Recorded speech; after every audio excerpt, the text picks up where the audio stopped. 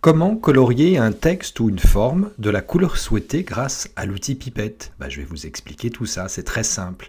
Imaginons que vous travaillez dans l'une des sociétés dont vous voyez les logos à l'écran et que vous souhaitiez personnaliser la couleur de vos textes et puis éventuellement la couleur de certaines formes si vous utilisez des smart art et que vous souhaitez utiliser les couleurs, ce qu'on appelle les couleurs corporate, c'est-à-dire les couleurs officielles de votre entreprise.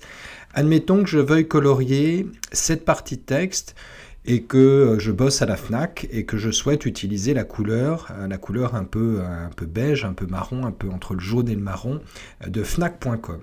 Je sélectionne le texte que je veux colorier dans la bonne couleur, je vais dans Accueil, je vais dans le coloriage du texte, c'est-à-dire cette fonction-là que vous connaissez, et regardez, donc j'ai le choix d'utiliser les couleurs, ça vous connaissez, et puis tout en bas, vous avez une fonction qui s'appelle pipette.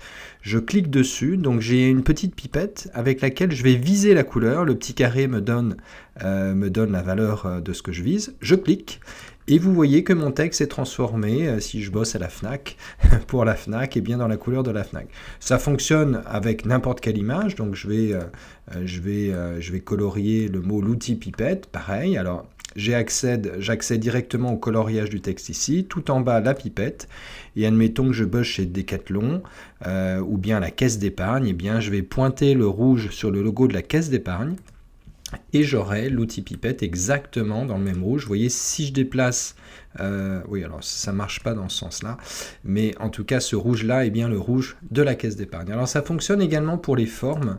Si vous avez, admettons, un élément d'un smart art que vous utilisez, cette fois-ci, vous allez dans Remplissage, et dans Remplissage, pareil, vous accédez aux couleurs classiques, mais tout en bas, là au milieu, des fonctions annexes, et bien vous avez l'outil pipette. Pareil, si je clique sur Adéco, parce que je bosse chez Adéco, et bien ce rouge-là sera tout à fait dans le rouge Adéco. Je peux mettre aussi un contour sans contour ou réutiliser. Alors, lorsque vous avez fait une première fois l'outil pipette, vous voyez que dans les couleurs utilisées récemment, et bien là, vous avez le rouge Adéco. Si je retourne sur Remplissage, je prends dans les couleurs utilisées récemment, et bien là, j'ai le marron Fnac.com. Voilà, donc l'outil pipette, c'est super utile et ça marche évidemment pour ce type de forme. Je vais dans Remplissage, pipette, je vais attraper le vert de BNP Paribas et donc mon